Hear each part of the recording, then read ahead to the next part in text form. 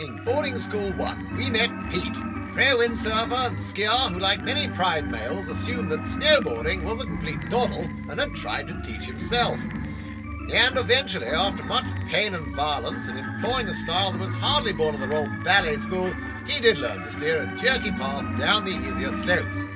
However, his DIY technique left him so out of balance that his progress was short-lived, and so depressed was he with his lack of expertise that he was on the point of returning to what he knew.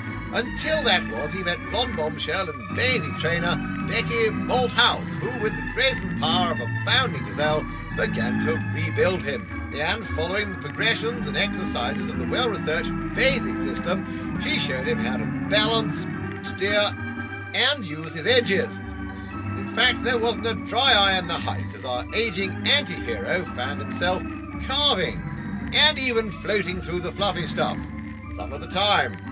So was that to be the end of a beautiful affair, or could there possibly be a sequel?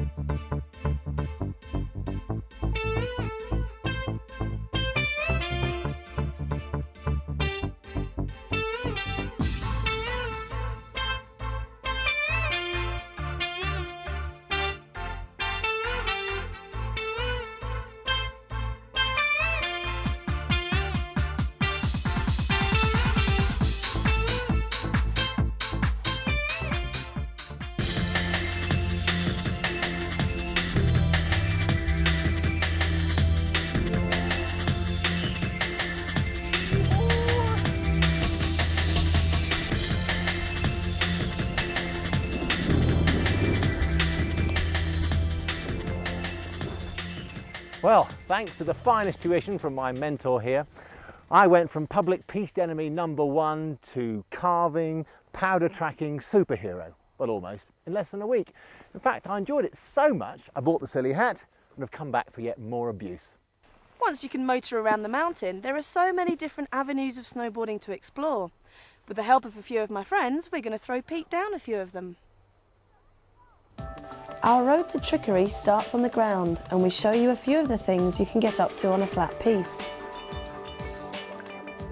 With the sky as our target, we move into the fun park, where we check out the different types of ramp or hit, analysing what makes a good and bad one, before showing you the right and wrong way to start getting air.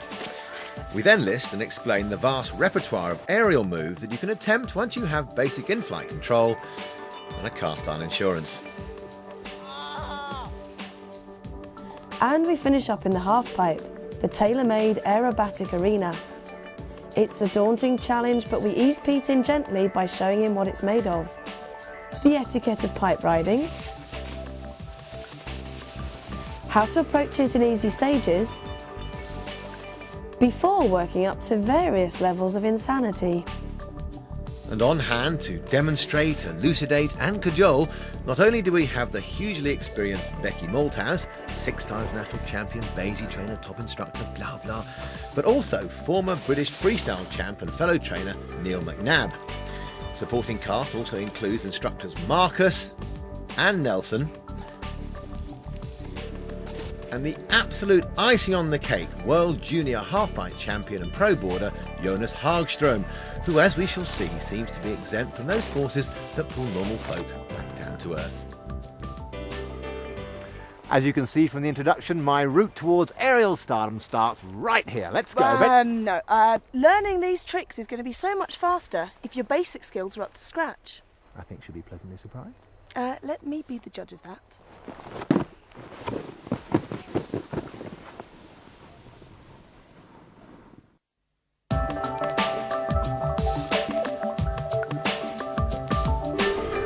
As in all balanced sports, all that is positive stems from a good posture.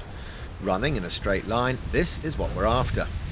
Stand with the weight evenly spread over both feet, upright, relaxed and loose in all your joints. Keep the upper body and hips parallel with the feet, and and hold the arms away from the body with the hands over either end of the board. So how am I doing, Bex? Not bad. Must have had a pretty good teacher, I reckon.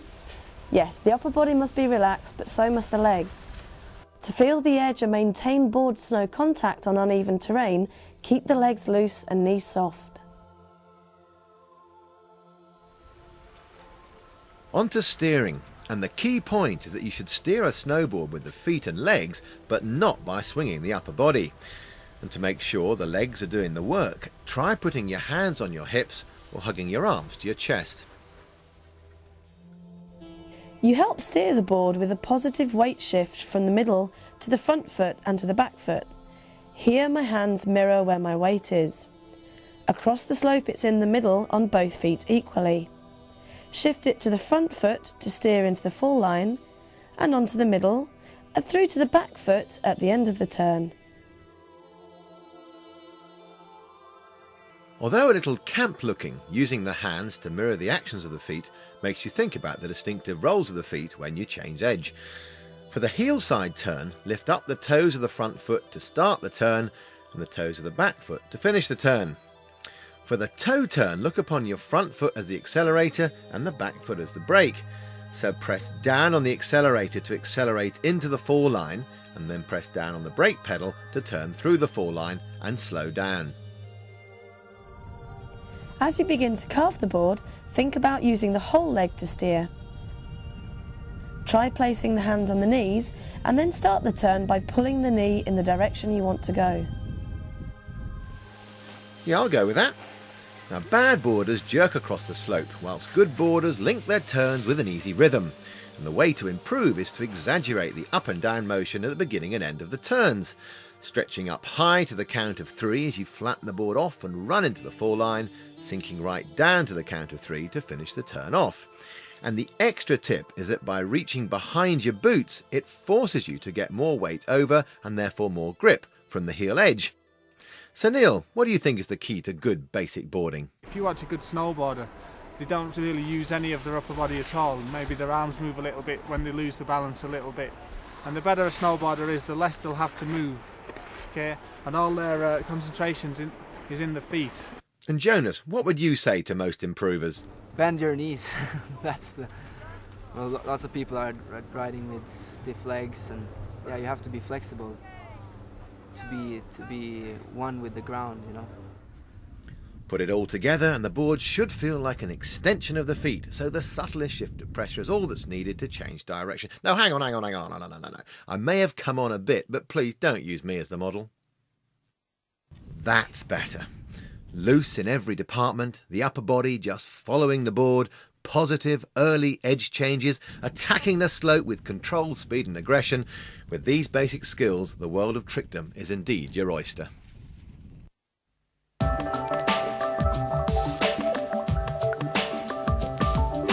So this is the half pipe, is it? What a thing. Well, I'm ready for this freestyle now, I can tell you. So what's our first bit going to be? Whack up the top there and... Pete, no way. Why not? Well, before you start killing yourself in the half pipe, we're going to learn some essential freestyle skills by doing some ground tricks. All right then. Thank God for that.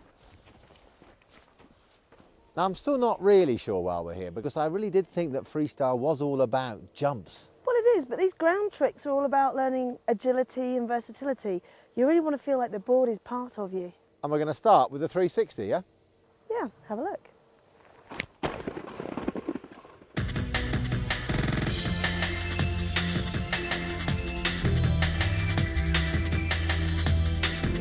In the sliding 360, because you're constantly having to change your edges to keep spinning, you become very sensitive to them and quickly learn how to control your board from a variety of angles. And that's a skill that will allow you to recover from all manner of crooked landings. You can of course spin any way you want, but it's easiest to start facing the slope, so you start and finish on your toe edge. The key to the 360 lies in one positive shift of weight. Make like a normal heel side turn, but keep the weight on the front foot until the back end is facing down the slope. Then weight the back foot and press down on the toes and change the edge and finish the turn off. Across the slope, bring the weight onto both feet again and continue on your way. Now what could be simpler? It's not exactly advanced gymnastics, but I still contrive to make the only possible mistake. And halfway through, if you don't shift the weight to the back foot or downhill foot as it is now, you catch the inside edge and trip up.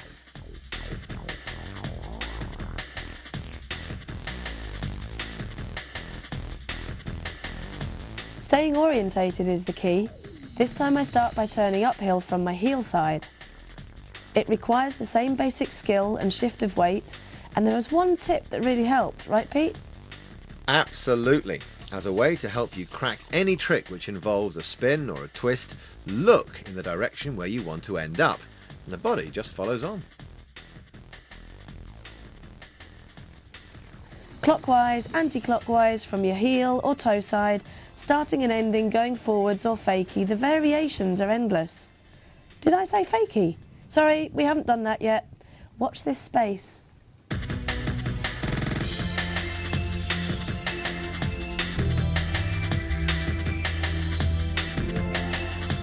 You go into the nose slide from a heel edge side slip. To slide on the nose, you rock right over the front foot and lift up with the back foot. Perhaps not quite as easy as it first looks.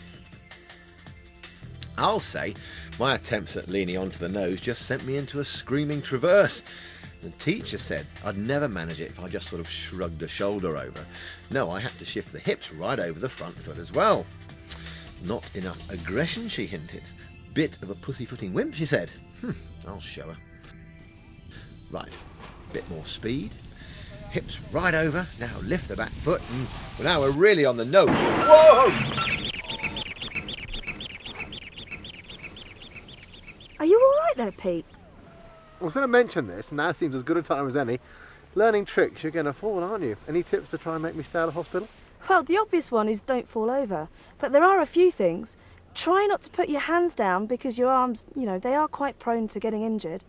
Do try and lift the edge of the board off the snow so it doesn't catch and flip you over. And if you are going to fall, if it's inevitable, then just try and relax and roll with it. Please tell me you're not going to make me practice all that. I don't actually think I'm going to have to. Well, I practiced it anyway. It is all too tempting to stick a hand down to break your fall, but you should aim to absorb the impact with the fleshier posterior and then quickly try to get the board over your head so you slide on your back with the edges well clear of trouble. How about a pro's eye view of the falling problem? If I'm in the air, you stick your arm out, but you don't land on a straight arm, you land on a bent arm or something, and you try and absorb the blow into a roll, and roll out of it. And that's all you can do, really.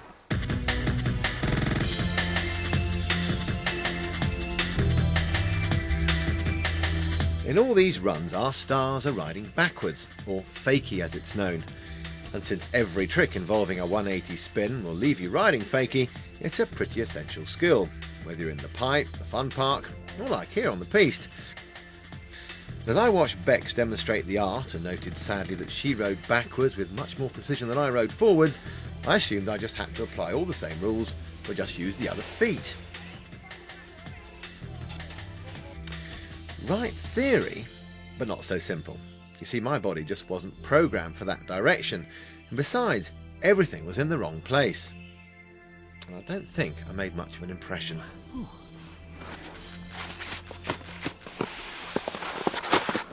Becky! Not looking to make any excuses or anything, well maybe I am just a little, but surely for tricks, wouldn't it make sense to move the bindings a little bit to the middle and for that fakie riding, to angle the back one a little bit further forward? Well, you're not trying to learn to ride goofy. You're trying to learn to ride backwards with your all-round setup. So no's the answer, but it did feel very uncomfortable, so what's the next step from here? Well, it will feel weird because it's something completely new. We could try some garlands to help. Okay. And so it was back to square one to retrain the feet and body. Garlands allow you to practice that essential front foot to back foot weight transfer, but without changing edge and crossing the fall line. Use the front foot to steer down the hill and the back foot to swing across the hill. And after a go on the toe and heel side, it was time to try and link some turns. I felt like a complete beginner again and made many of the same mistakes. I was using the shoulders to turn and was therefore oversteering and skidding. I was stiff had no rhythm, and had to express my frustration to Bex that I felt completely unnatural on my unnatural side. Well, I turned both ways, which was a massive improvement on my first effort, and the key tip was obviously getting the weight on my new front foot, but they're still very slidey. Yeah, but you are making good basic turns now, which is great. The way to go on is exactly the same as when we were learning to ride forwards. We've got to get a bit more pressure on the back foot so that you can grip, and eventually aim to make the turns a bit carvier. You care to demonstrate, please? Okay.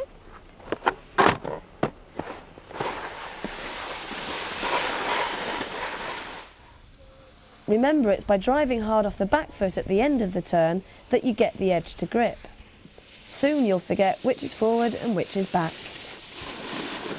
It is just a case of putting in the miles. Beck suggested that I spent a whole morning just riding fakie, and so soon I began to let the board run. I loosened up, used the edges, and just ignored the fact that my feet were at funny angles. Now hit me with some backwards tricks.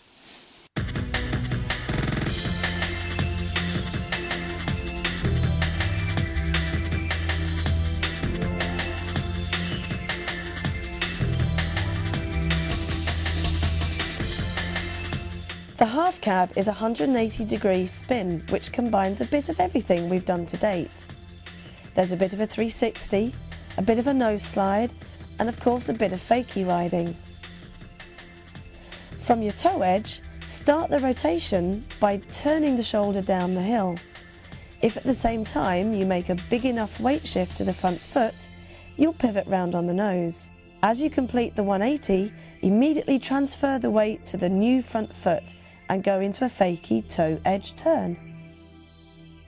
Fine rotation and commitment to the nose from the young apprentice, but if you keep the weight on the same foot, it's not so much a half cab as a spin with butt plant. Slower this time, with less brutishness and more awareness of where my weight is. What can I say? Don't get carried away, Pete. That is just the beginning. One of the many progressions is to link your half cabs so that you're always on your toe edge. And on one side, you'll be doing the spin from fakie. Having got used to pivoting round, you can try jumping round. Jumping, now there's a thought.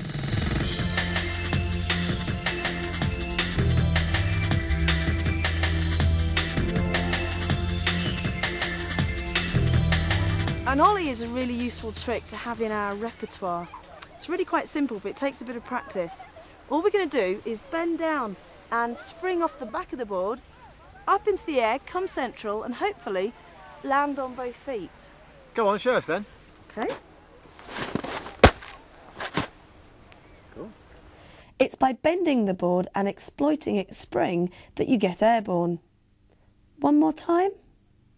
Slide the board forward so the nose rises and all the weight comes on the back foot to actually bend the board. Then as it straightens, spring off the tail, retract the board with both legs and land with the weight on both feet equally. Hey, you have a go. Right. Now here's a trick you can practice on the flat with the minimum impact risk. She's right, it does take practice. Huge height. Oh.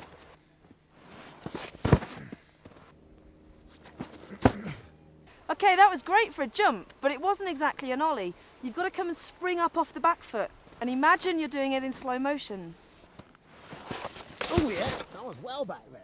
Okay, that time you were a little bit too far on the back of the board. Okay, instead of landing on the front foot, see if you can land evenly on both feet. The timing's much better now, we can have a go on the move. On the move, speed doesn't translate into height, so start on a shallow slope and control your speed and do as you did on the flat. Go into it too fast and you'll be worried about stopping before you've even taken off, which is why Pete has the handbrake on the moment he lands. But to take the mind off all that, Beck gave us a target, a stick on the snow. Just one to begin with, then two. Then the bar went up a bit, and the incentive to actually jump over something makes you forget fear and operate instinctively. And it's that gradual build-up that soon let me aspire to the same giddy heights as the boys. better stick to aspiring. But the way to really test your board control on the flat is to get a little routine going. Even the simple tricks we've covered so far start to look pretty impressive when you add in a few variations and then link them all together at speed.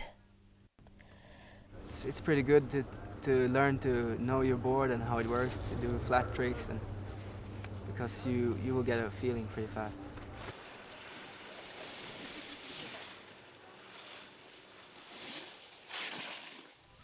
Well, personally, I'm off down the piste to look for some lumps to give my ollies a bit of a lift. Piste tricks are fun, but top of the priority list, it's got to be jumping.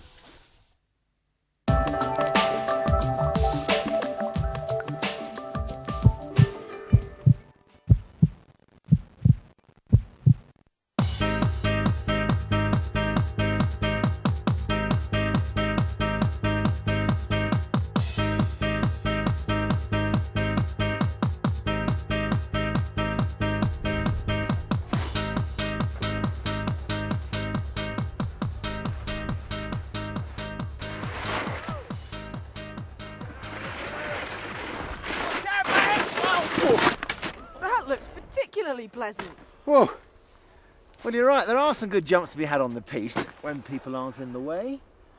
But from a technique point of view, I don't really feel I've come on because all the ramps were a little bit different.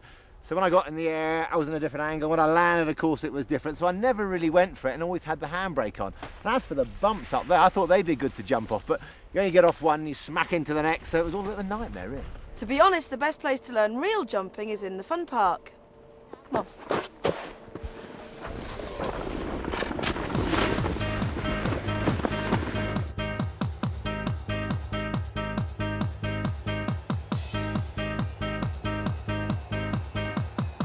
So what are we going to find here that we don't find on the piste? Well, all these jumps have been especially made by the machines. The most important thing about the fun park is that it's a designated snowboarders area, so we're not going to create any danger by running into other slope users. And I hope we'll find different size of jumps for different standard of boarders. Yeah, we'll start with a little one. Please tell me that this is not a little one. Well, now I was thinking of something a little bit more like that.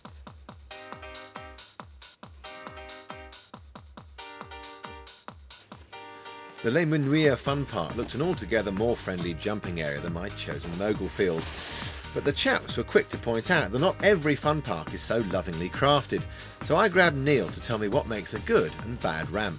So Neil, it's my first day in the park. I am up for it, but at the same time being a bit concerned about my fragile joints. So which of the jumps I should avoid and which should I go for? Well, what you should be looking for is something with a nice takeoff and a nice landing. Very important that it has a good landing. So what we've constructed here is a miniature size mock-up of what we shouldn't be jumping off. So the first one here is an example of a bad jump where you've got a nice looking takeoff, which is very encouraging. So you shoot off there, but what they've neglected to make is a landing. So you've got a flat landing. Once you're in the air, you come down, bang. Even if you land on your feet, it's going to hurt. Yeah, my knees ache looking at that one. Yeah, so this is what we're not looking for. And believe it or not, you're sitting on the other one. Oh. So what's the difference with this one? This one's called a tabletop. It's got a big flat area on top that gives it the name. Okay, it's got a nice smooth takeoff, same as before. It's going to throw you up nicely into the air. It's quite wide, which is important so you don't go off the sides of it when you're doing your jumps. But the most important thing is the landing. Okay, this one's got a landing whereas the other one was flat. So this is going to be a continuation of your momentum up over the top and then down the smooth slope to finish. So this downslope is going to absorb my massive impact.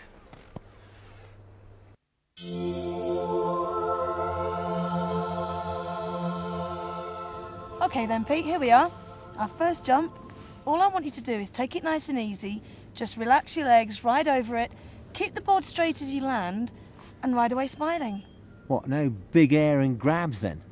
Nothing. Oh, all right.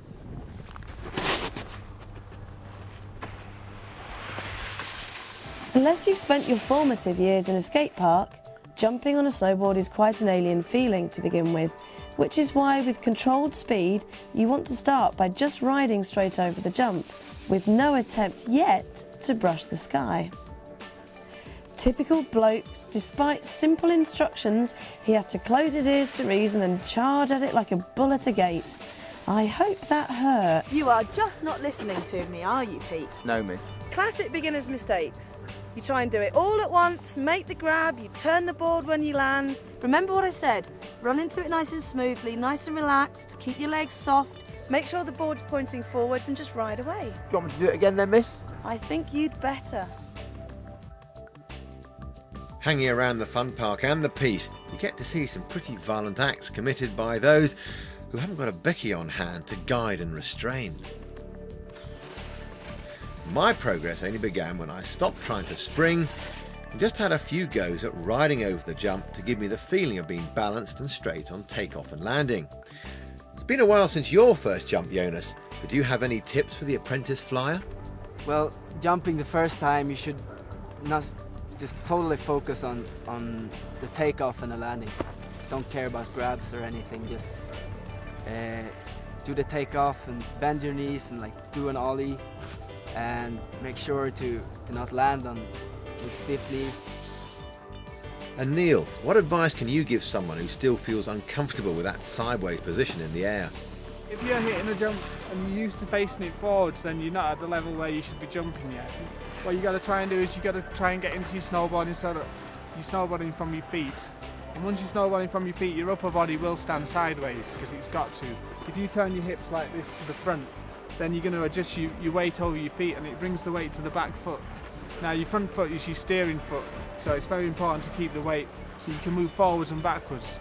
So the first thing to do is get used to just riding straight up it and straight down it. So you're used to going in a straight line over it and you're not getting into this habit of taking off and trying to stop straight away. The better you get at normal riding, the better you'll get at jumping too.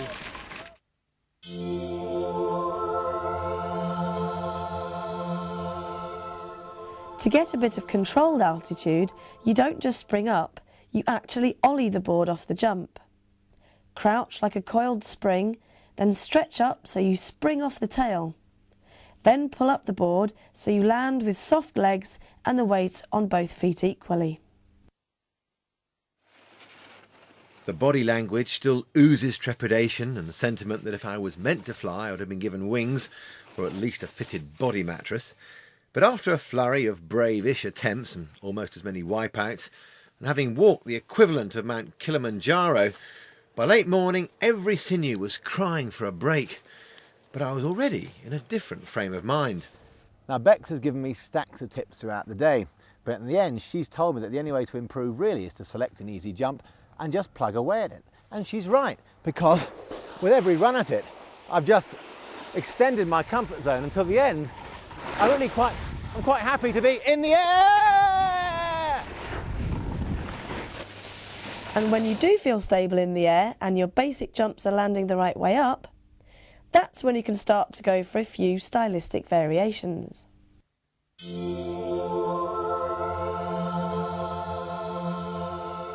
Aerial snowboarding does have the look of a pastime for young folk with an overblown sense of their own immortality.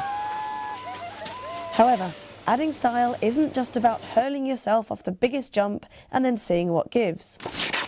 Ooh, you all right, Marcus? It's about staying with a small jump and then building up slowly. Well, maybe not that slowly. Trying the simpler variations and gradually extending your comfort zone until throwing yourself off a minor precipice seems like quite a respectable thing to do. So, let's start grabbing.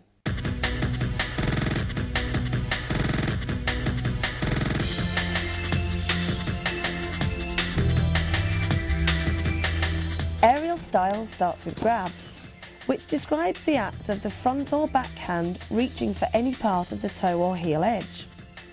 Each grab has an often bizarre name, and they range in trickiness from the relatively simple indie to the mildly outrageous double-handed rocket. Thanks for that, Jonas.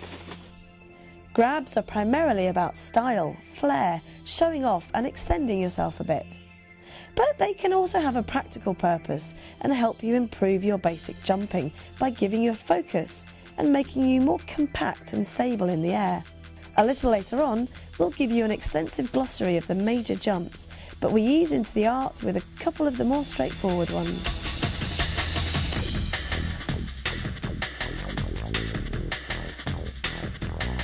The Indie is a good place to start. Go into a normal jump and reach down with the backhand to grab the toe edge between the legs. You wouldn't call my first attempt at a grab an unmitigated success. You see, because I'm already thinking about reaching down towards my toes, I end up taking off from my heel edge. But you can't get any spring off your heels, so I just sort of slide into a heap.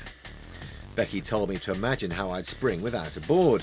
When I sprung off my toes, I'm naturally more balanced, get a lot more height and have time to make the grab. Well, more of a quick slap really, but not bad for a first attempt.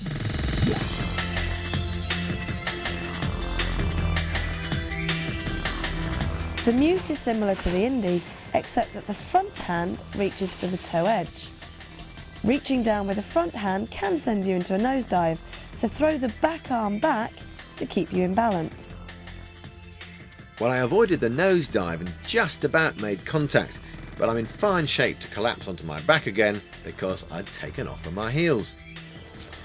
Now, thanks to Becky's vigorous instructions, I am slowly learning that nothing good happens unless you're balanced when you take off. So the thing to do is, your last 2 or 3 meters, you want to be in balance, in a straight line, and very slightly on one edge or the other, because you know if you go on a flat board you can skate about a bit, okay, which you don't want when you're just about to launch into the air. Make all your adjustments beforehand, and then when you're happy with it and you're going on the right line, then that's when you just go straight, okay? And once you're going straight there, you side on like that, and then you can just squat down and you can move with both legs, you know, so you can make tiny last minute adjustments with your weight forwards and backwards.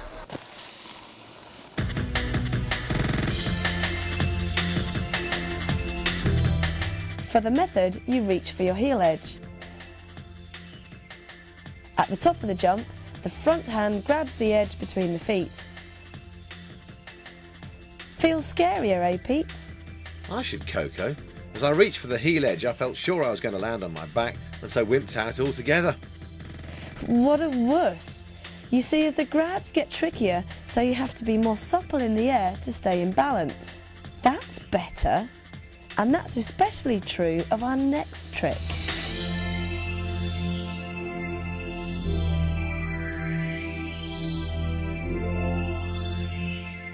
The palmer is like the method, but bring the heel edge up to meet the hand, and then swing the board round to the front. Spring off the toes, really arch your back to stop yourself pitching forward, and use that back arm for balance. Well, as the tricks got wilder and wackier, so did the terminology. And soon my mentors were commenting on the height and style of each other's stiffies and shifties, as well as the intricacies of their various salads and sandwiches. Well, lest you end up as confused as me, here, care of Becky and the chaps, is a jump glossary, including a recap of the basic ones and descriptions of the more advanced stunts and their bizarre titles.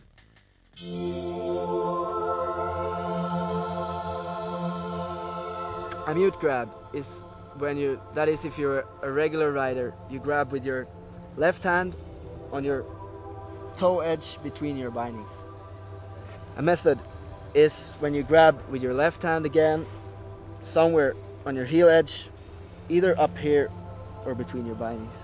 Indie, or you can also call it a nose bone actually, is when you take your right hand, instead of when you do a mute, you take your left hand and grab at the same place between your bindings on your toe edge.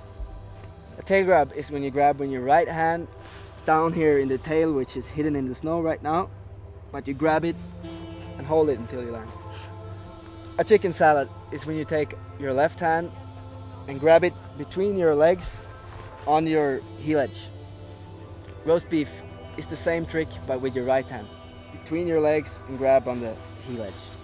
Slow bear, that's one of my favorites actually. You take your left hand and grab on your toe edge. Crail is also one of my favorite tricks to do in the pipe. A very nice trick. You grab it on the same place as you do on the slob, but you take your right hand instead. You grab here. Stalefish is when you take your right hand and pull it behind your back and grab on your heel edge. Now, stylistic variations of these tricks include the stiffy. A achievable by both sexes, this dodgy prefix describes the act of straightening the legs as you make the grab, a mute in this case, before bending the knees for landing. In the shifty, you turn the board across the slope as you make the grab, another mute by Becky, and then straighten it out before landing. On to the spins, and the 360 is a complete horizontal aerial revolution. You have two spinning options. Front side is where your first move is to turn your front to the hill. And backside is where you start by turning your back to the hill with an indie grab just for good measure. Now if you're wondering where and how to start doing these, well apparently in front side, because you turn your back on the landing area, you're rotating blind and so it's harder. Whereas backside is a bit easier because you turn to face the runway and so stay orientated for longer.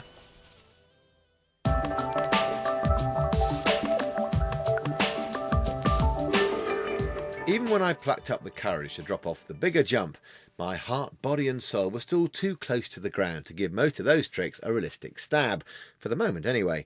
But being in the presence of such wizardry did inspire me to keep climbing. And one nifty and potentially achievable trick I saw Becky pulling off with her usual grace was a 180. But how do you go about approaching a new move?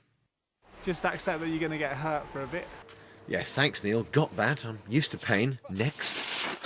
It's like a sequence in a magazine, but some of the pieces are missing, and you've got to build those up, you know. And however you do it, you can either do it by just keep practicing in the pipe, you know, until you get it right, or you can maybe take it to a trampoline or a swimming pool and try and do something that's going to be similar, just so you get used to doing that sort of movement. And then once you've got it, the movement sorted, you come back out onto the snow and give it a shot. But again, you got to pick good conditions for learning in. You know, it's got to be like good snow, so you know you're not going to kill yourself at the same time. Well, we've got an easy jump, the snow's pretty soft, and better than a magazine, I've got my own real-life demonstrator. And watching her time and time again, I could see this was more or less a half cab, but done in the air. She initiates the rotation with her upper body, rotates as if doing a heel side turn, and then lands fakie slightly on her toe edge with her weight right in the middle of the board. Simple. Any more tips before I die, Jonas? First of all, you have to be mentally prepared. You have to think about if you really know how to do the trick. And if you don't know, you should maybe watch a movie or read some magazines where they often have trick tips. But you should be, most of the time, you should be mentally prepared and know how to do it, and also make sure that you have a really good landing. So here we go. Well, not even a 90 really, but even a half-cocked attempt like that helped me break down the psychological barrier, and number 2 could be attacked with a little more verve. And I felt how good it did me. Or did it? The mistakes are as good for learning as the successes, and you learn by trial and error. Well, that's a relief. And sure enough, with every attempt I got nearer and nearer, and still happy to accept pain, even nearer. But then as I slipped into a routine of not quite making it, I had to suspect that I was perhaps doing something fundamentally wrong.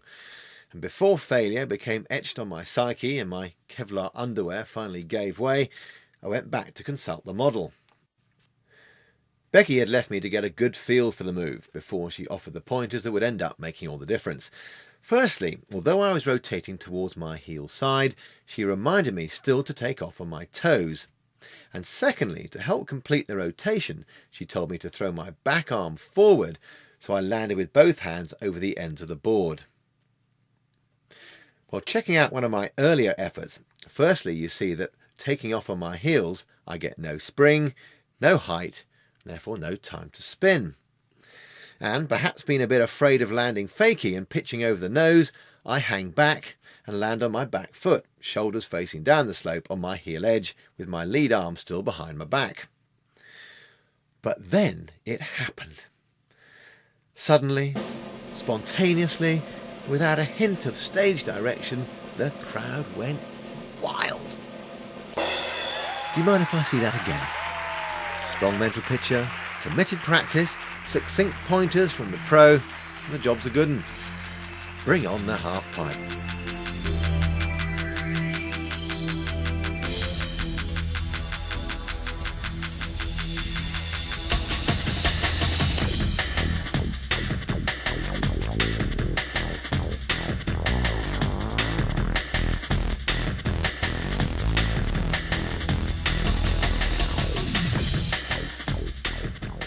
It's not till you get right down inside it that you realise how big and awesome the pipe is. I mean, these walls are like houses.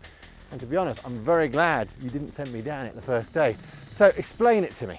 Well, this flat bit is the bottom that you have to cross to get from side to side. This bit here, this smooth curve, is going to be the transition that takes you up onto the wall to the top bit, which is called the vert because it's supposed to be vertical. And then that flat line at the top is known as the coping. And do you expect me to seriously turn on that bit there? Well, I will do, but not at the moment. You can see it's really rough and rugged. We're going to have to wait for them to reshape. You got a shovel? No need for that. All right.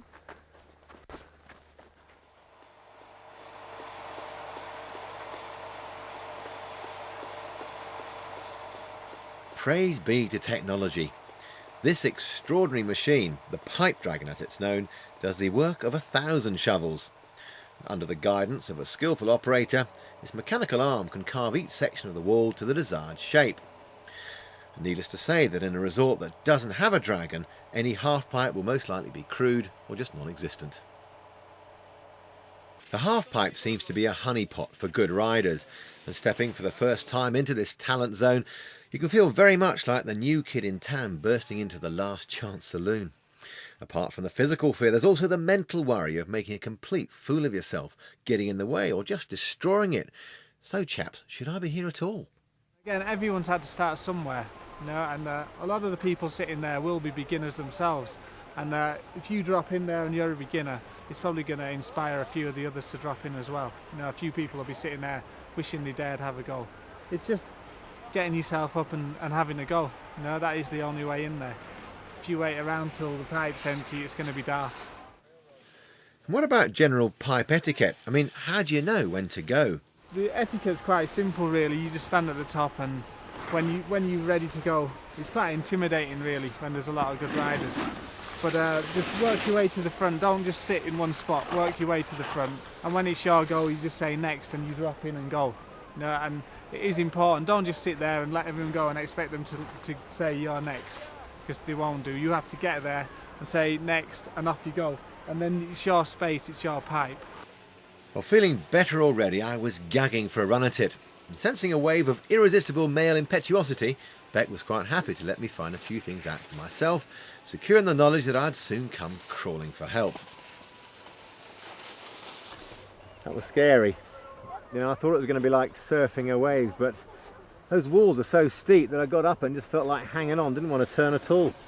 Well, it's like everything we do. We have to start at the beginning and build it up slowly. So we're going to do a couple of runs and just try turning on the transition without going too fast or too high. Okay, have a look. No rush.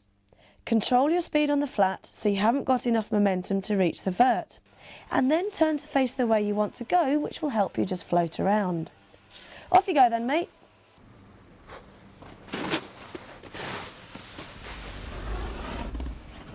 A little less ambition from Pete certainly helps, but although he's turning on the transition, the stiff legs reveal he's still a bit in awe, treating it more as a foe than as a friend. So, to loosen him up, we try a little bit of rocking and rolling. No turns, just rocking up the transition and then rolling down backwards, stretching the legs as you ride up the transition and bending them as you come down. Apart from improving his fakie riding, it's an exercise that injects a bit of rhythm and makes him bend and stretch in order to get the most out of the transition. Back into turning mode, and this leads to what we call pumping the transition. Bending as you climb and then stretch the legs against the wall so you begin to leave the snow and jump around. Bend at the bottom, stretch as you climb. Having been led in gently, I was now beginning to enjoy the pipe and use it for its intended purpose. Look, massive air. Using soft legs to drive against the slope is the way forward, but although I'm trying to bend the knees, somehow it feels unnatural. I end up stiff and straight, especially on my toe side. And I was wondering if, I don't know, maybe my setup wasn't quite right. Neil's at the top, he'll know. Well, Neil, I've got down. You've seen it. Go on, be brutal. For your first go in the pipe, you were riding it quite nicely. You're riding up the transitions, turning really well. That's all that you can really expect to do on your first couple of runs. That's what you should be looking for. It looks like you've got a slight problem in the basic stance. All right. Okay, it's looking like your front leg's a bit straight. Now, I did feel that, but it seemed just very difficult to bend it in the position I was in for some reason. Yeah, there's a couple of things that'll make that happen. The reason that you need to bend it is so that you can get the weight over both feet and you can move forwards and backwards onto each foot individually. Right. Simple things that'll make that happen. One is your hip may be coming round like this. Okay, if your hip comes round, then it straightens the front leg and brings the weight onto the back leg. Okay, so that means you're steering too much with the upper body and the hip. The next thing that it could be is your high backs. You might not have enough forwards lean on the high back, especially on your front foot. Okay. If you haven't got enough forward lean on there, that'll drop the hip back as well. Okay, one thing I did notice with you and some of the other guys, that their angles are quite wide compared to mine on the bindings. Yeah, the reason for that is that when you bend normally, even without your board, if you crouch down, it's easier if your knees spread outwards, Right. okay, rather than they come out together. So it's the reason that we have a lot of angle between the feet is just for that, so that when you bend, your knees actually bend over your feet here. Right. Okay, so that your knees are making a correct movement, and that's something that we need to look at on your setup too. Open them up a little bit more, and that could help. Should we try that first? Yeah, it could be. If we move the back foot back towards 0 degrees, and that'll bring the back knee bending over it, and that'll bring the hips back round quite a bit. Let's give that a go. Okay. Like Becky, Neil looks totally at one with the pipe because his stance and his basic riding are so sound. He steers from the feet, uses his arms as little as possible. If you stop the action at any moment, you'll find him centred over his board with his knees over his feet in perfect position to bend. Well, I've heeded Neil's tips. I've put the spoilers further forward. I've angled the back binding further back, so both feet are wider. Therefore, I should be able to bend the knees. If that doesn't work, then I've run out of excuses. Still, you better alert the emergency services right now. Next.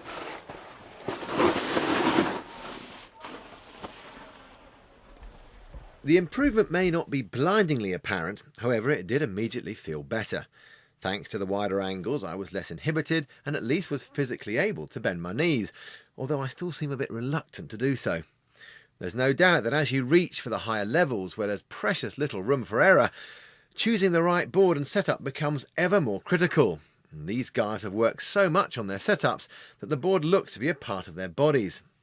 Good a time as any to glean a few more setup tips. For example, do they use the same board no matter what they're doing on the mountain? What I ride is this board. It's a 164 free ride board, and I ride it for everything. In the beginning, I used to swap about a lot, but now I've just settled onto one board and I ride it all the time. If it's really deep powder, then I'll move up a size to a 170, if we're riding in the high mountains or something. But this I ride in the park, in the pipe, in the powder, on the piste. Now it's pretty much suitable for everything. I got one freestyle half-pipe park board that is about 159 centimeters, and for free riding, if it's lots of powder, I use, well, even 170 centimeter board, but around 65 somewhere. It's better so you don't get caught with your nose down in this. But at least for the vastly contrasting demands of powder, piste and pipe, surely their actual setups must change. Well, if I go free riding or go to a park or a half-pipe, doesn't matter, I use the same setup all the time. When I bend, I have quite a lot of angle between my feet, so if I was to go both ways, then I'd probably put on, I've got, say, 27 degrees difference between my feet. Now, I don't want to have minus 15 and plus 15, because I'm mainly going forwards, and then that would be very restricting as well. So what I've done is I move this one round to naught, and then I move all my angle with my front foot. So I've still got that same amount of angle between my feet, but it's mainly in my front foot. Sometimes I'll move that back one maybe. If it's really icy and I'm just going to ride a lot of park and pipe, and I want a really side-on feel to my riding, then I'll move my foot back a little bit. Okay, but not a lot. It'll pull your back knee back a little bit, and it opens out your stance. You're a bit more sideways. So it's quite good for taking off and doing spins, and for landing backwards and things like that, taking off backwards. For a rider, it's like the stance should be something like your shoulders. So for me, I'm 180. 180 centimeters. I have a stance that is about 54 centimeters. I got in front, I got 30, and back I got 9. But that's pretty much for freestyling though. Most people use around 20, between 20 25 in front, and maybe 0 to 6 rear. Basically, I have the stance that I have just because I have so big feet. So if I got more angle, I get less toe and heel drag, you know. My foot will not touch the ground that much.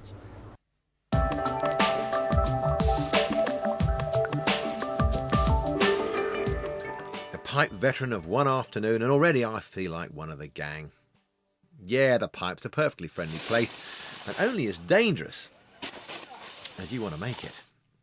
Personally, I was happy to plug away more sedately. Progress for me would come from giving it a bit more each time, edging ever higher up those verts, and most importantly, sucking all the info I could from our exalted company. For example, Neil, what approach would you suggest for a first run down the pipe? Just ride up the wall until you stop, and then drop back down. Ride up the wall till you stop, drop back down. Ride up the wall till you stop. You know, don't try and get out of the top or anything. Just get the feeling for the transition, and then do it a little bit more, and carry a little bit more speed. So you go a little bit further up, stop, and you'll start to feel a lightness at the top when you pause, and that's where you're starting to get up more towards the lip. And eventually, if you carry on doing that, you'll come up to the lip and you'll leave the ground naturally. Drop back in, you'll leave the ground naturally, and just keep building that up until you're starting to get a really good feel for it, and that's all you need to do. Now let's talk turning. How is it that our guys just seem to float round and make the whole process look completely effortless? When you leave the top there, you just hold that position. You know, at first you probably don't do any grabs, just go out the top, hold that position and look back into the landing, okay? But not too soon, go straight out first, then look for the landing, and then you come back in. And as long as you look for the landing, your board will come around. Next question. What's the trick to staying in control as you climb up the transition so you feel good about taking off? As you hit the transition, you slightly flex and you just let it take you up, and you slowly push against the wall so that it doesn't just compress you into it. And you try and keep, what you're trying to do is keeping your hips an equal distance from the wall all the time, so that they're not going out the pipe and they're not coming in the pipe, they're just going straight up. So it's practice, and you just push really slightly until you leave the top. On their front and backside turns, most of the good guys seem to go for grabs. Now, is that just showing off, or does it actually help you take up the right position? When you go out the top, okay, what you're doing is you're sucking your legs up so that they stay in the same position. Because when you leave the lip, your legs are bent, okay? So you've got to keep your legs in that position so they come back in. So you kind of sucking your legs into your body a little bit. And as you do that, you throw your arms down because you're sucking everything up. So if you go for a grab, it's the same movement anyway. Yeah? So it can keep you more stable, and it gives a lot of people something to concentrate on. With the memory still very fresh, I can categorically say that the classic beginner's mistake is that of wanting to hug the wall like a security blanket. So how do you break away from that? Stop hugging the wall. The problem with beginners, I think, is that they turn too early on the wall. They're afraid to go all the way up. So that's what they have to practice, because if you turn on the wall, you easily stuck your tail into the wall, and then you will end up hugging it and slide down like this. But just try to go as straight up on the wall as possible and reach all the way up, and then try to turn in the air, not on the wall.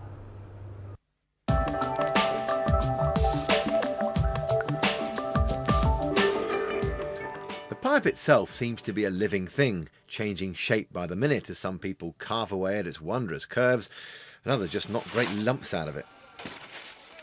As the day wore on, I noted that Neil and Jonas would drop in from all sorts of bizarre places, changing their line so they could hit the best sections with the greatest speed. But is there a code as to where you should and shouldn't go? Yeah, the more people that go in there, the transitions get a little bit battered, and you get like tracks in them, and then all you can do really is follow the tracks. But if you watch some of the other people riding, and watch the lines that they take, just try and follow those. Because the good guys will always change to the better line, you know, throughout the day.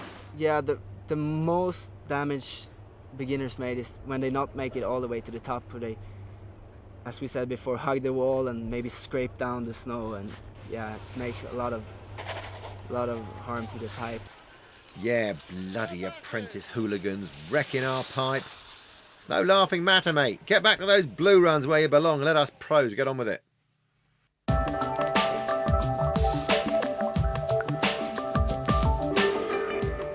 Some people tend to class the best snowboarder simply as the one who comes nearest to meeting his maker. But how do our pros judge a good performance and good style? Don't forget your gloves. Well, style, I guess, is when you see that a rider really has control of what he's doing. If you see a rider doing a 720 or a backside air without control, that's not style. When you see that he's really controlled his trick, that's what I call style. If you watch a good snowboarder, they don't really use any of their upper body at all. Maybe their arms move a little bit when they lose the balance a little bit. And the better a snowboarder is, the less they'll have to move.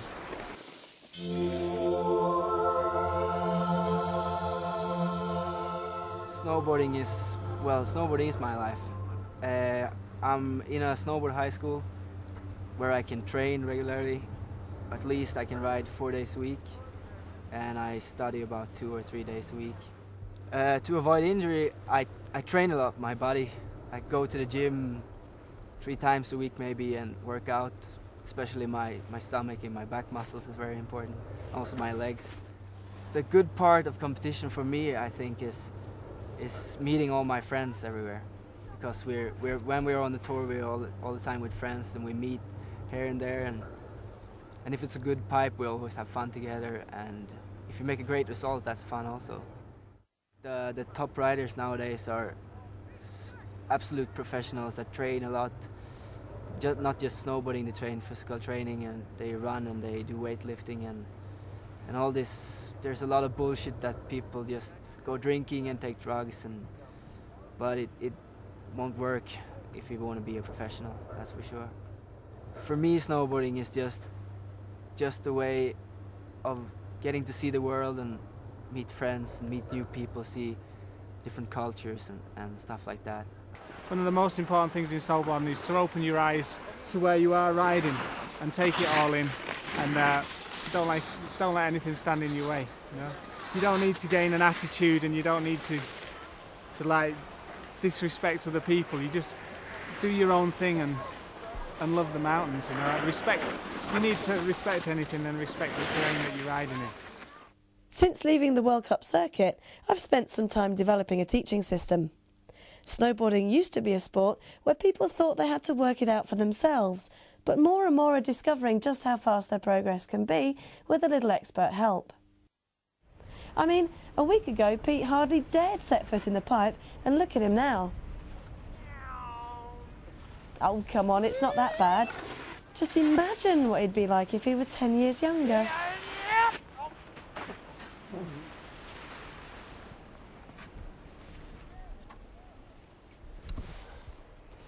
Well, practice makes perfect and all that, but some of those avenues that Becky and her mates pushed me down may seem a little bit steep and gnarly early on, but I promise you the pain is worth it. Cool boarding.